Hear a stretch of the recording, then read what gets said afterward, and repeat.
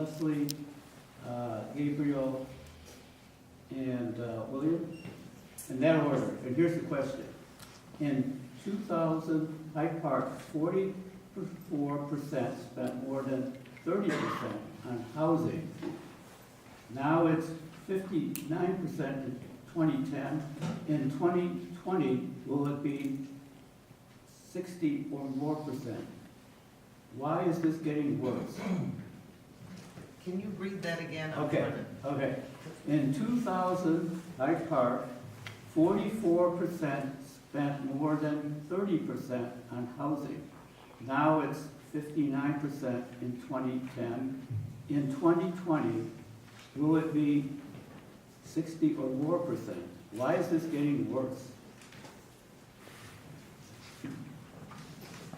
Well, I mean, that's an interesting question. I mean, maybe my opponents, since they can see into the future, I can't do that. I mean, I think that's why we have forums like this. I think it's tied to the economy. There are a lot of different factors. So I don't know whether there is going to be another recession. I don't know what is going to happen with the housing market that kind of pushes the rates. I think it's important that we start putting in some of these stabilization and ideas so that we can kind of control the way that the markets are, so that we don't find ourselves in 2020 looking at people spending 60% of their median income on housing costs. So I don't think it's that complicated. I think that the two major components that I would point to is first the recession, right, which did a lot of, the property moved around, and when somebody new purchases a property, they have opportunity to do a lot of things, including raising rent. And then the other major thing that has happened in the last more or less 20 years in Hyde Park is the arrival of Antius Capital and Mac Properties. And so an interesting thing that happened that I think people often in the neighborhood sort of are, they say, are you pro-Mac or you're anti-Mac? And I think the world is more kind of complex than that. What Antius did was take a bunch of housing stock that had, in a lot of cases, low rent because repairs hadn't been done to the property over a long period of time. And they did repairs, they made investments in those properties. And so the consequence of that was that they were more expensive and also justifiably higher rent could be charged. The problem with that process is that there was no public element, and that's not something that you can really point to Antius and say, why didn't you introduce a public element to your development? This is an investment fund in the end that's investing in our neighborhood. We needed local leadership, and we needed local leadership in a couple of ways. We have tremendous power as in city council. We have tremendous potential power for each alderman through aldermanic privilege. And I mentioned earlier the idea of a developer's balance sheet, and we've now seen a lot of new construction through Antius. And I think that there was never a secret. From the beginning they said, we want to invest in your housing stock, we want to build in your housing stock, and there's more property Antius is interested in. The conversation has to be, let's look at what's happened so far, and let's see how we can make this a more equitable way in which we're all living together. And I think that that's what hasn't happened. Whether we can kind of wind back a little bit and make adjustments, I don't know if that's realistic. Going forward, how do we prevent getting to like a 60% or higher percentage of people who are living with really difficult circumstances when you're paying that much of your salary for rent? That's what we're here for. That's the conversation we're having now. I think wherever you can, I think you provide cooperative opportunities, cooperative housing opportunities. Whenever you're developing, you try to get as much of it affordable as possible. And we are fortunate in the 5th Ward in having this conversation here that we can talk about the whole ward, and we can think about other parts of the ward where rents are not quite as high, and think about, well, how can we manage change in a way that we don't get another wave like the wave we had here, where we should be really fair and say some improvements were made over the last decade and a half or 20 years, but there was a cost because we didn't manage that change properly. And I think that's something that we need to think about. And it may be that Hyde Park is a tough place for folks of limited means to find an affordable place to live. I moved out 8 years ago because of that very reason. But there may be other opportunities, there may be other places we can work for managing this change together. So just in short, I think the recession plays a part, but when it boils down to it, disinvestments and the lack of rent control, I think it all plays a part in that. And as far as the future is concerned, to me, if I could look in the future, it doesn't involve the incumbent, but I think that's what it boils down to. I think the recession, disinvestment, we need to invest more into our community. We need to make sure that we champion rent control and rent stabilization. But that's what I think it was a contributing factor to it, for sure. We just, fortunately, I can introduce now Ebony Lucas, who is candidate for the 4th ward. And she's going to join the panel. She had a conflict, but she rushed and is here now. She's just going to have to catch her breath and jump in. So Ebony, we are at the Q&A part with audience questions. We in fact have many more audience questions than we have time, since we promised to be done by noon. So we're going to say going forward, each candidate has 2 minutes at most to answer the question, and back to the questions. All right. This next question is for all 4 candidates. It's about landlords and evictions in the 4th and 5th ward. How would you deal with landlords who have a bad reputation for management and various practices? Maybe Ms. Lucas, you can start first if you have the Sure, absolutely.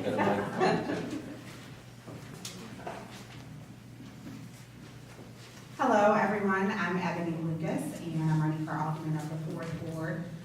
I'm a real estate attorney, and I actually represent people in housing court, so I'm very familiar with the issues that people face when landlords are not caring for their properties. I think the key really is, first of all, to make sure that we have an aldermanic office that is that has open office hours, that has time for people to log complaints, and also that has a process for maintaining those complaints. One of my plans is to use a project management software so that I can keep track of the complaints that we receive, and then to work directly with the City Department of Law. And I have relationships actually with the City Department of Law because of the work that I do. And I'm working on a building right now where the landlord repeatedly failed to make repairs. And what we did was we contacted the city and we asked them to come out. They did an inspection the same day.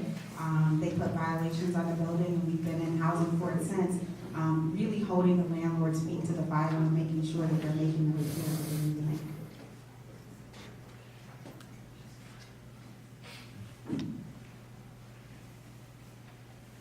This for all of us? Yeah, it's all 4 you all. You want to take that? Well, to echo what Ebony said, I think when it comes down to it, you have to make sure that you're holding any type of slumlords accountable. I think people go into financial calamity sometimes and they can't pay their rent. That's very different when you're getting evicted. Some people do, fall on hard times and they just possibly cannot pay their rent. But it's in other times where people do not pay their rent because of the services or lack of services of the landlord, making sure that the building is up to par and heat is working properly. Other things that they may need around their unit is operating and functioning properly. But overall, I just think we need to just make sure that we hold all the landlords accountable moving forward.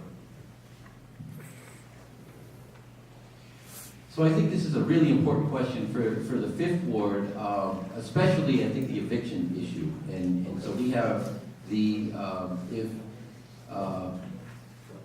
across the city, we have the most aggressive evictor of tenants in the city, and they're mostly located in South Shore, that's Pangea. And I think that when you see a pattern of abuse by a large holdings property owner, somebody who owns a company that owns lots of property, you have to be responsive to that individual company, and you have to get the behavior to change. There are lots of ways you can do that, but I think that a couple of them is this developer's balance sheet that I've been talking about. That typically somebody who is not especially concerned about the welfare of the folks living in their building are probably also fairly greedy, which means that they're building more property if they can. They want more opportunity, so they're going to be looking going forward for help from an alderman. So that's where you say, I need this behavior to change in order for you to get this behavior you want from me. But there are things that you can do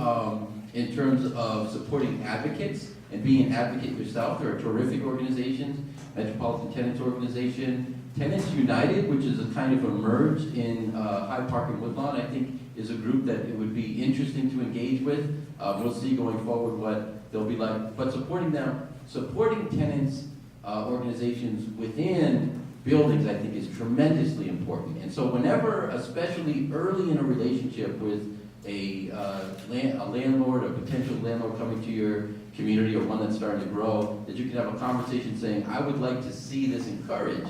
Not only not discouraged, but encouraged is important.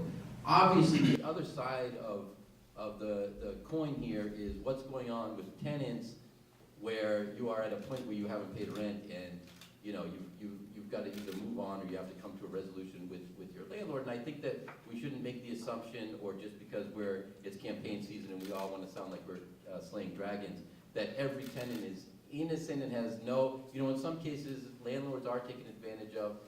It's often the case when it's happening as a pattern that that's not what's happening. So, but we do have to make that distinction and have some fairness in our treatment of everyone. So I keep hearing this term aldermanic privilege bantered about. You are not king of the land, and you cannot tell people what to do. Some of these, and I'm not defending them at all, because Lord knows I'm the first one to have written, I think, the most critical of ordinances, and that's the drug and gang house ordinance, which came about because of the activity that I had seen for landlords that were not being responsible. And I'm going to give you the short version of it. If you're allowing this negative activity to go on in your property, we're going to take it from you. And so I think that is really, really critical. But these companies are in business.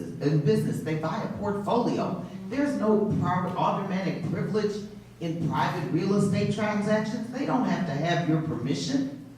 So, you just not, and we just keep talking about, well, if there's rent control and we can do that. As of today, there is not. And you still have to be able to operate and support your residents even though legislation has not passed. And that's what I've been creative in doing. I have defended the people on with the fire sprinkler ordinance and the facade ordinance. I have come together and defended, stood up and used my voice and made sure that the people were protected. All right, thank you guys. The next question is about aldermanic prerogative and not privilege per se. Not privilege per se. Wow. So, this is from someone in the audience. Recent political corruption charges of Alderman Burke and Alderman Salias has resulted in a conversation on aldermanic prerogative and whether or not aldermen should retain it. Would each of the candidates try and define aldermanic prerogative and tell us what your position on aldermanic prerogative is? Starting with Alderman Pearson. Well, I don't look, number one, my job is to serve you and to represent you, and that's what I do. I think that it is important when you are developing, for all the reasons that everybody has said up here today, that we need to have a say-so into what happens in our community. I've heard 71st Street talked about a lot today. I do not need any more nail salons. I don't need any more hair salons. I don't need any more convenience stores on 71st Street. Aldermanic prerogative, when used appropriately, as I do, where I have my monthly meetings and we discuss these issues, can be a good thing and a positive thing, because otherwise you have absentee landlords controlling and running your business or your community, and the community has no say-so. So I think it is very important. That is what your people elect you to do, to make decisions. That is exactly what it is. And if there's something that, be it to bring in a business, be it to take out a business, Lord knows I've had to close a whole bunch of bad businesses. I think my time is up. Thank you. So the caveat in that is the fact that it subjects you to kickbacks and corruption. Because this is what happens. This is what happens. You have incumbents and aldermen like Ms. Harrison, who tries to rezone 71st Street, right? Take it from a retail corridor and transition it into a residential. So anybody that wants to open up a business has to come directly to her for that. And that's how kickbacks happen. That's how bribery happens, because of aldermanic prerogative. I'm not gonna say we shouldn't have it, because look, we look at aldermen like many mayors. They have aldermanic prerogative is like executive authority for the alder, right? So it's not the authority or the executive authority that's the problem. It's the people who has the executive authority that's the problem. And that's why we have to eliminate these type of aldermen. It's not necessarily the prerogative that's the problem. Although I'm open to remove it, but I'm even more open to removing the alderman that has it. And that's what I think about it. So specifically what we're talking about, there are a couple of things that are unique to Chicago politics, to city council politics in Chicago. One is how important real estate is. It's actually uniquely central to what happens in Chicago, partly because we have such a capacity for dramatic change in our landscape. And the other is this aldermanic privilege. So the essence of it is that anything that goes on in your ward is up to you to say whether it's okay or not. And so this is the really important thing that we've been sort of alluding to. And I have seen, as a journalist, I have seen this abused by people who literally today are on television advertising themselves as progressive. It's a difficult thing to resist when you have the ability to do whatever you want. Stopping it would be difficult because a lot of it's cultural. Literally, I can go into a committee of another alderman and just signal my displeasure with somebody who's trying to get something done, and that deal is dead. So stopping that from happening in the sense that it's a cultural issue is going to be challenging. This is a big reason why I advocate local development councils, because if you have local folks popularly elected that are part of the process, then that privilege is diminished or eliminated. Because I'm trying to make a deal to make something happen, and then it goes before the community, and the community says, well, wait a minute, why are you, cutting corners for this person, or why are you doing this thing differently? We're not going to let this happen. Now you have a check. I think that Will's absolutely right. It is as if we have many mayors in each of our wards. Local councils would create almost like a local legislature to balance out that local autocrat in the Senate.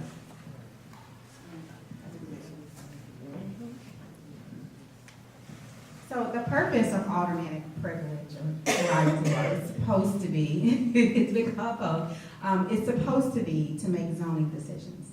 And it hasn't been used to make zoning decisions, and that's the problem. It's, first of all, communities need development plans.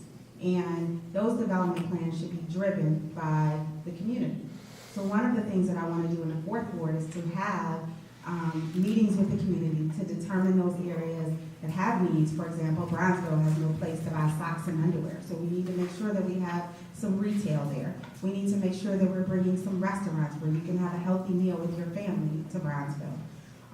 So we need to make sure that we have a development plan for the entire ward, not just Hyde Park and Southwood. And once we have that development plan, it significantly diminishes the decisions that are made by aldermanic prerogative, because the community has already decided and we have a plan that's on file, that's written, that says this is what we want to see. It's something that other communities have. They have it in the West Loop, which is why they were able to move development forward so quickly. So we need to make sure that, number one, we have a plan for our community. Number two, we have departments, city departments that handle zoning. We have a zoning department that's supposed to handle that. And those departments should not be usurped by aldermanic power, because again, I think it goes back to that it opens it up for corruption, because developers do feel like they have to pay, or feel like there's a system of pay to play in order to be able to build what they want to build. So while I think that some level of at least transparency to the Aldermanic office and the alderman directly communicating with the Department of Zoning to understand what's going on is important. I think it's more important to have a plan for the community and to make sure that that plan is followed, which will significantly cut down on some of the corruption related to aldermanic prerogative.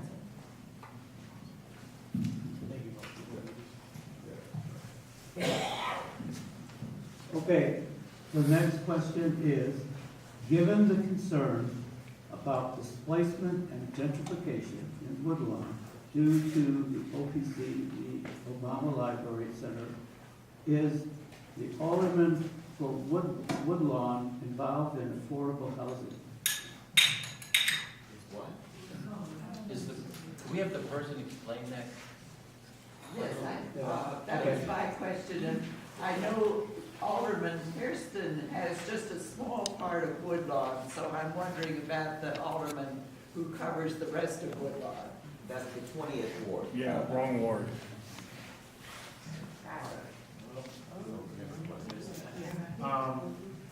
So we have a lot of questions and not a lot of time, so I apologize if I consolidate pieces to try and make them all fit in together. This next one is about how do we actually get people inside of these affordable units that have been created that you all propose will be created. Someone asked a friend tried to apply for an affordable unit in a building that got community support because it was affordable. Is there a way for you all as aldermen to monitor and ensure that affordable units stay affordable and that people who need them can get inside? We'll start with Will at the end, we're gonna go all the way down.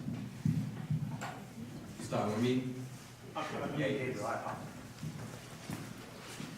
So if I understand the question correctly, it's sort of, how do you preserve the affordability of the unit? And ensure people get inside, and ensure people who need it. And ensure that the people who need it get to it. So I think those are two different questions. I know that in some cases, there is a sort of a flip clause in the mixed income developments, for example, that CHA built in the place of public housing. There was a clause that would allow developers to flip units if a certain, set of conditions, and it basically was if people weren't interested in if they weren't filling those units, could they turn them to a different status? So we've got to watch out for that, because that's a little, you've got to be careful with each development that the conditions are understandable.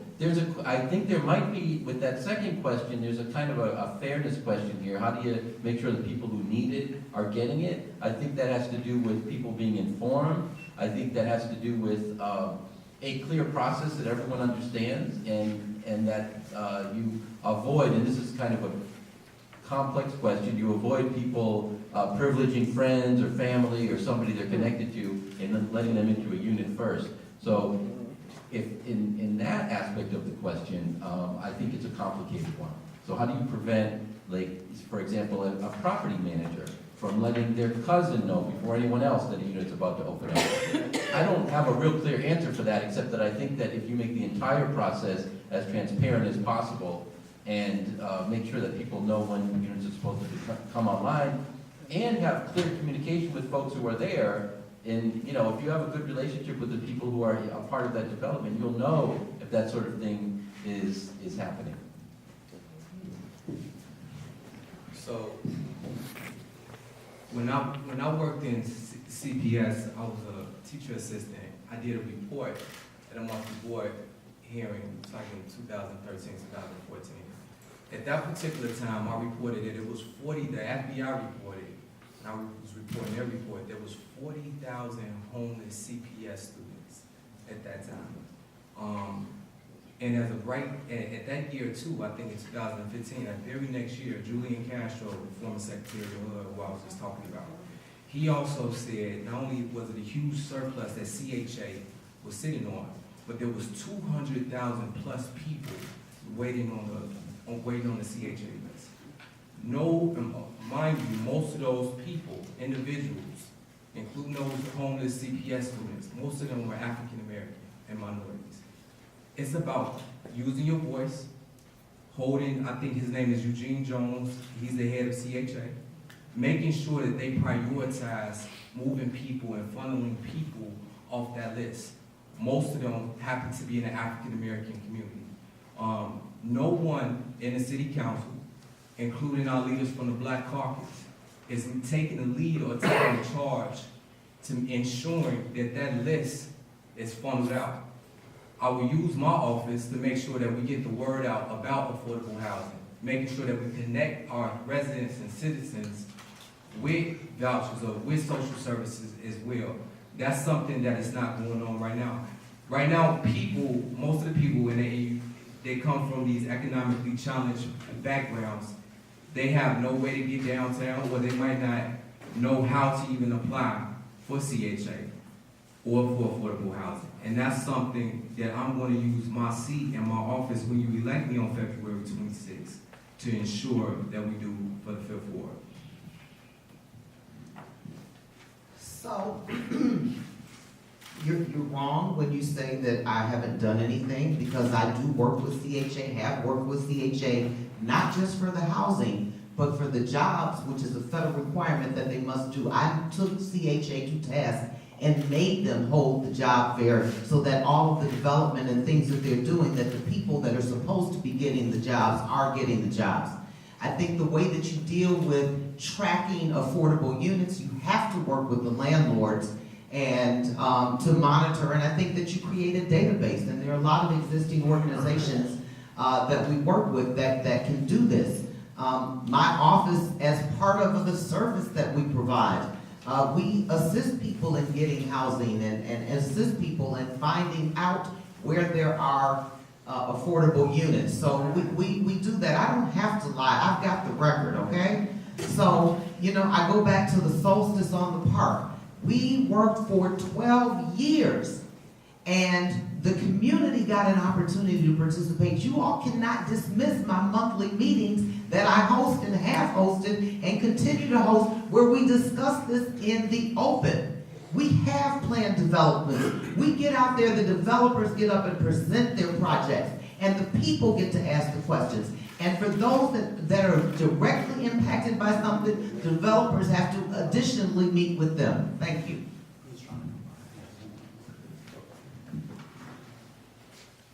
Preserving affordable units, first of all, if a developer receives TIF funds, then they have to preserve those affordable units for a certain number of years. And they actually have to report that to the city on an annual basis. So that's how that's tracked.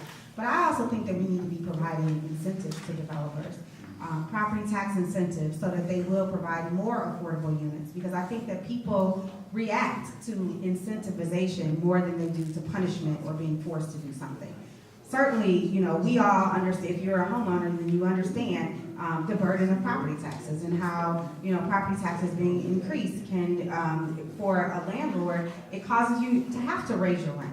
So if you incentivize the landlord by saying, if you don't raise the rent, if you keep the rent at a certain level, then we will provide you with some type of stabilization of your property taxes, then that actually gives them some encouragement to continue to provide affordable units. I also want to make sure that we have a transparent process.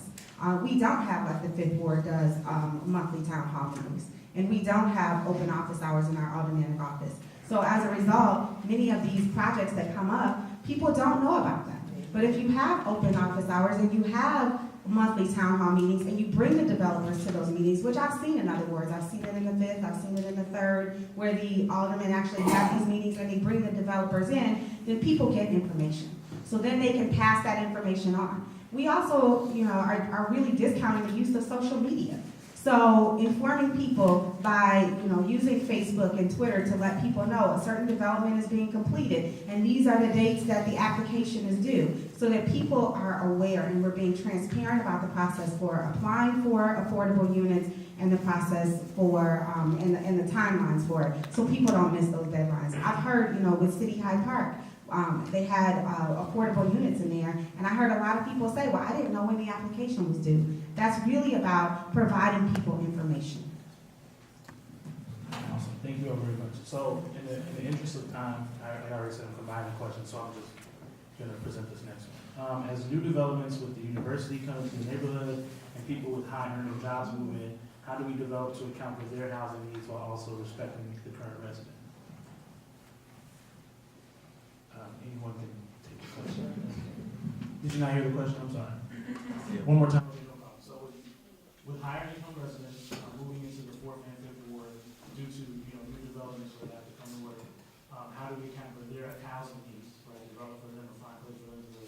while also respecting those who currently live in the neighborhood? I think it's a huge concern in the Fifth Ward,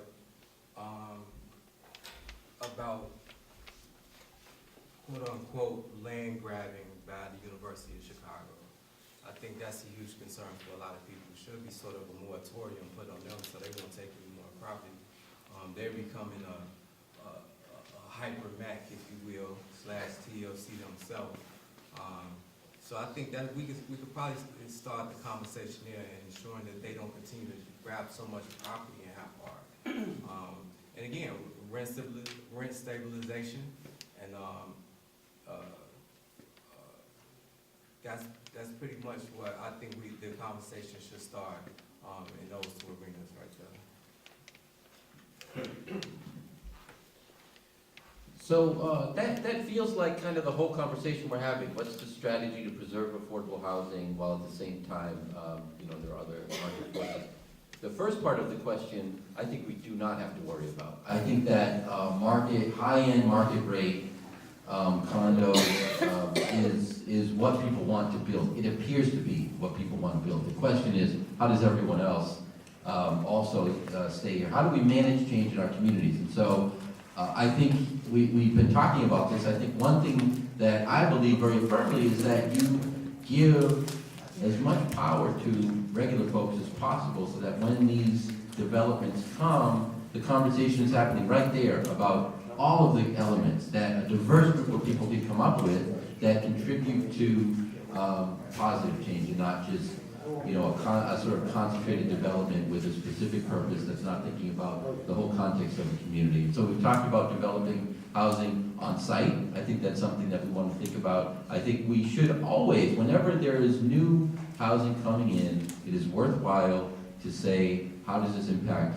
the whole picture? How is this affecting everything as planned, and are there ways that we need to make adjustments to it? And so I think it's really the question of how do you ensure that everybody else is benefiting from what's happening for folks when higher end housing is developed. It's really this conversation. It's all of the formulas we've talked about. It's making sure other kinds of housing is developed and preserved. It's making sure that the support that you need around your housing is there, that allows you to stay, which can be anything from childcare to health clinics to food to all of the services that we need. Well, I think one of the beautiful things about the Fifth Ward is its diversity, and we have to have something for everybody. With the U of C, I don't have any land that's undeveloped in the Fifth Ward. I know a lot of, we see the development that the university is doing, and that's in the 20th Ward, and I would not let the university take up that much. The part that the university owns in the Fifth Ward, they've already owned it. As far as the university, I think that there does have to be a balance, and they cannot have all of it. But again, that's not my ward. But what we're doing in South Shore and even in the parts of Woodlawn is that you have to make sure that there is something for everybody, and that's what I've been doing. So, for example, at a building that was 2231 East 67th Street, and that's actually where I first met Ebony because she was one of the attorneys, and it was a building that was having some issues. We were in court. We were trying to make sure that the residents that were there, I think there was one that was 90-something or close to 100, and, the issue is, where does she go? If she loses her apartment because of the condition of the building, we have to find places, and these people cannot go out and get a conventional mortgage. So we were able to find other places for them to move to. So I have been an advocate for that. So if I'm hearing your question correctly, you're asking about, as we're bringing in development with the Obama Center, where will people who work in how can people who work in those places also live in our community? And to me, that doesn't just mean high income workers, but it means people that are low to moderate income workers, and making sure that we have affordable housing for them. One of the things that I found as a real estate attorney, I had a client that we did a closing a couple weeks ago, and he was paying $1,600 a month in rent He bought an $85,000 house, and his mortgage is now $483 a month. So I know that home buying, a lot of times, can actually be less expensive than renting. So we need to make sure that there's already a community land trust in Chicago that provides people with, provides first-time home buyers with grants for their down payment assistance. But how do people know about those programs? Again, it's about making sure that people have access to the resources that we already have in our city. Making sure that people know that there's opportunities to buy. In the Fourth Ward, there are a lot of vacant lots, and we need to start developing those vacant lots. We also need to look at developing or rehabbing a lot of the abandoned and vacant properties. There are all of these beautiful graystones, and Chicago has a housing code that's more strict than the international housing code, which makes it very difficult to rehab these properties. How do we not have a housing code that's so strict that it's beyond safety, it's really unnecessary, so that we can actually create affordable housing in what's already existing? So we have to look at all of these as options so that when people work in the Obama Center and when people come to work at 53rd Street, that they can both work and live in our community. Okay, so this next question kind of ties into that. I'm gonna just watch. I'm gonna kind of hard stop people in 90 seconds. I want to give everyone's question answered. This one pertains. There are a couple that pertain to basically credit scores and about wages, right? So a lot of the candidates up here have talked about creating jobs, but oftentimes, as Trudy said, people who have jobs are still rent burdened, and this one in particular talks about credit scores and how that affects, if it makes being poor extremely expensive, right? So what is happening in regards to housing and development? Are you all's plans to kind of help people deal with that? Let's start with that. And so the question is about how do you help people with their credit scores? Sure, credit scores are financial burdens to housing in general, yeah. Okay. I think the question really is about financial literacy. And we really need to have financial literacy programs in our schools. I know that when I was in high school, I remember one of my friends had a checkbook. And I went home and I talked to my parents and I'm like, she has a checkbook. And my mom actually, a week later, I think she probably went and talked to some of her friends, but she came back to me and said, you know what, I'm gonna get you a checkbook and I also want you to understand about credit. And so she taught me in high school about credit and about a checkbook so that when I went to college, I knew about that. There's programs like that out there. There are programs that actually, there are banks, my sister-in-law actually works for Ally, and Ally has a financial literacy program that they do in schools for free. So a lot of banks, April is Financial Literacy Month. How do we, as the Aldermanic office, get involved with Financial Literacy Month and give people the information that they need so that they can improve their credit scores? So I have been hosting, will continue to host financial literacy programs. We partner with banks. We partner with our local public schools. Like I said, we even over in Greater Grand Crossing, we actually had a class, if you will, to talk about your credit score, how to improve your credit score, and actually had assistance helping people and helping to track them. So that's something that I've done. That's something that I would continue to do. I think financial literacy is very important. Unfortunately, our ward doesn't have that being introduced or taught to our residents. That's something I definitely want to introduce to our community, really worldwide, especially in the southern part of the world, like again in Grand Crossing and in South Shore, where people really don't understand the importance, at least the community members that I talk to, don't understand the importance of FICO scores, Experian, Equifax, TransUnion, and also how hard it is once you get an eviction on your record to actually rent again. And in providing some assistance, it is rental companies out or rental properties out there that will accept renters or people that apply to rent, even if you have an eviction. So making sure that the Aldermanic office can connect them with them type of services as well. But I'm a huge proponent for financial literacy and helping people understand that process. So I mentioned earlier, I was part of a group that opened a credit union about 15 years ago. And I want to disagree respectfully and only slightly with all three of the previous responses. Financial literacy is very important, and I'm not going to discount that, but it is a piece of the puzzle. And we assume we always, a challenge we always have when we're thinking about justice, and I think economic questions are questions of justice, is that we don't go right to the individual explanation for why there's a problem. If you can't get a checking account because you can't go in with $100, and that's just, you have a full stop lack of access to the stuff that makes the financial literacy make sense. So first of all, there's a question of whether you know about where financial literacy opportunities are, and that's been mentioned. But then, just like job training, look, it's good that you provide job training for people, that gets them a little closer to a chance to get a job. But if there are no jobs, then we've just done something that we can claim is a step towards it. It's a symbolic act. You need the financial literacy, but it's got to be linked to an actual financial institution that then provides credit, that then provides credit repair, that then provides a loan for a used car, that then provides you a equivalent of a payday loan that instead of a 450% APR, you get that 10, 12% rate. And that's what we're lacking in the 5th Ward. I'm committed to bringing the Southside Community Federal Credit Union into the 5th Ward onto 71st Street, because I think the problem we have is not that people don't know their credit score necessarily, they don't have access to the resources. Last question. Last question, and this is about senior housing.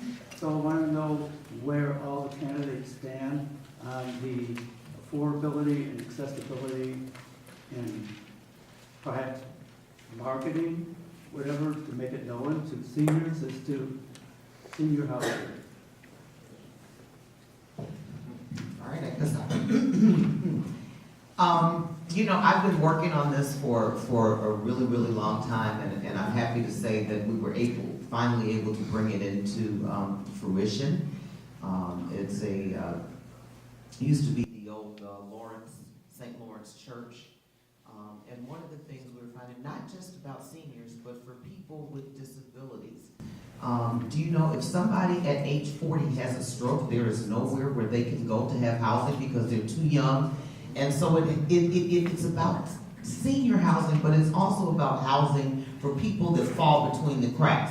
So I'm happy to say, even though it's now in another ward, but I did that. You've got to have affordability, and I think we need to start looking at. And I've actually talked with some of the larger landlords around here about housing for 55 plus. And so, we're just trying to figure all of that out because it takes a while. But I think that it's really important, and as we see people go through, as life happens, if it will, we need to make sure that there is housing for everybody. So I think that, when we say senior housing, we assume a senior building. But I have a 92-year-old grandfather who lives in his house, and he doesn't want to move, and he enjoys his independence. And so we need to make sure that when we're talking about housing, we're not just talking about senior buildings, but we're making sure that there's access to more one-bedroom, smaller units if someone wants to move into a smaller unit.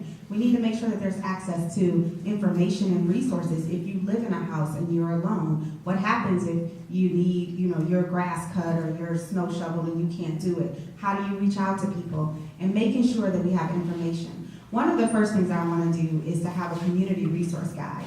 Because as I've been knocking on doors and talking to people, I've learned about so many different small businesses and nonprofit organizations in the 4th Ward that I never would have known about. So to have a resource guide that's available both in print and on the internet so that people can access that. Because it's really about the quality of life where people want to be. And in the 4th Ward, there are senior buildings, and there are some concerns about the conditions in some of those senior buildings. I've talked to some of them. There's a couple of the senior buildings that have serious drug problems in the buildings, and we need to make sure that we're getting drug and alcohol treatment to those buildings, that we're getting mental health services to deal with the depression that sometimes seniors deal with, especially in the wintertime when people aren't able to get out and be as active and as mobile. But also just to make sure that they have access to programs. Like I went to one senior building and I was telling them about Ellis Park, and they didn't even know about that Ellis Park had free swim classes. So I saw the lady shortly after that at Mariano's, and she said, you know what, I signed up for one of those for water aerobics, and she was really excited about it. So we really need to look at seniors' future and how they can access the parks and the libraries and the programs and how, whatever housing that they're in, how we can maintain affordability, making sure, one of the things that I was very active about doing was making sure that seniors knew about their homeowners exemptions and their senior exemptions. Because I represented a senior who was 89 years old and he had to move out of his house because his taxes were $17,000 a year and he couldn't afford to pay them. Why were they $17,000 a year? He never had a senior or a homeowner's exemption because he didn't know about it. But by the time he got to me, it was really too late to fix the situation because he didn't have the money to pay the back tax. So we have to make sure that we're getting information out there. Last year, I think there was like 20,000 seniors after they accounted for deaths who didn't apply for their senior exemptions, didn't reapply, because right now you have to reapply on an annual basis. Now, that's not the role of the alderman, but it is the role of the alderman to make sure that the residents know where they need to apply for their exemptions so that we can make sure that you're able to maintain your housing wherever that is.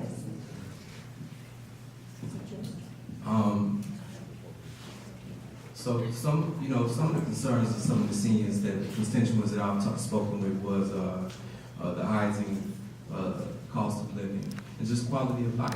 Some of our seniors are in our ward, particularly I think it's a senior home on 71st and Miro, blocks away from our vacant Dominics. They don't even have access to get to fresh fruits and produce. And we're blocked 2 away. This has been going on again for 6 consecutive years. So this is making sure that we address their quality of life and any other affordable housing issues and concerns that they may have. It will be it's a major and a strong focal point that I want to make sure we address.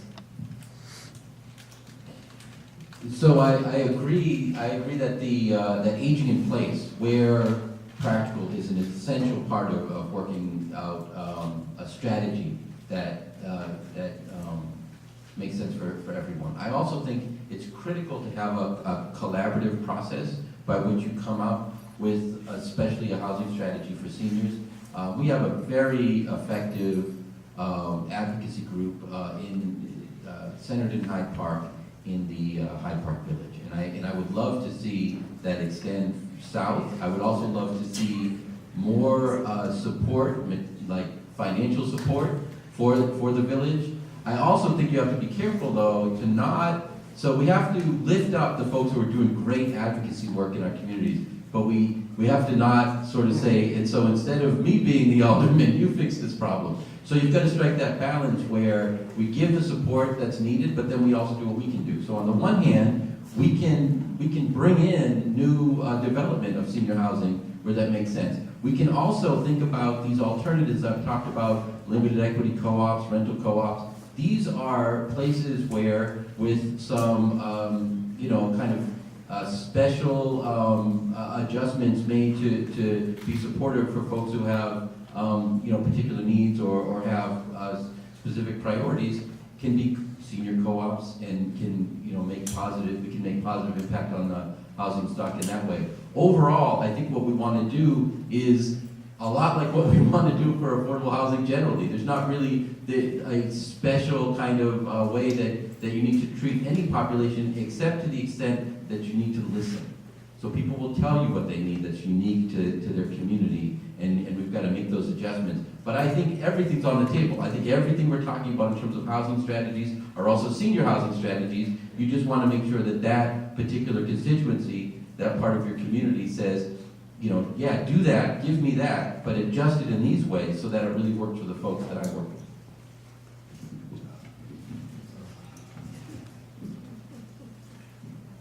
I think that's everyone's answered, right? This last question? In the interest of time, we are going to limit the closing remarks to 30 seconds. Because we only have 2 minutes left. So make your case in 30 seconds or less. Yep. I'm Ebony Lucas. I'm running for alderman of the 4th Ward because I believe that we need transparent, responsive leadership. And I'm excited to be your alderman. I'm a mom of 2 students who attend Kenwood High School, and I've stood with parents at Kenwood and students at Kenwood when we fought to improve the conditions there. I'm on the King High School LSC, really working to improve the conditions in that school. So making sure that our schools are properly funded is important, which means that TIF reform is important to me, and not voting on giving $900 million to a new community when our existing communities don't have what they need. I am a vocal person, and I'm a collaborative person, and I look forward to working with you all, both in the 4th and the 5th Ward, to make our communities better. Thank you. Thank you. Reporting on it and doing it are two different things. Amen. Protesting on it and doing it are two different things. And when I'm reelected, I'll be there supporting you protesting. And Gabriel, when I'm reelected, I'll be there giving you stories to write about. I'm Leslie Hairston, and I'm asking for your support. Thank you. I just think it's no secret that we're living in dire times in the city of Chicago. We have a city council that has completely failed us, no transparency, full of corruption. We have colleagues that won't hold their other colleagues accountable. And it's reflecting our community. Again, the things I'm speaking as a constituent, we have a huge violence problem in our neighborhood. We don't have affordable and access to any fresh fruits and vegetables. 6 years in a food drought. I don't care what's coming next year or this year. I'm talking about what you've done right now. You haven't done anything. If you elect me on February 26th, I promise to not only do as I've been doing these past several years. I'm already a public servant, just an unpaid one. We're not getting her salary. But I promise to do more as Alderman of the 5th Ward. Thank you.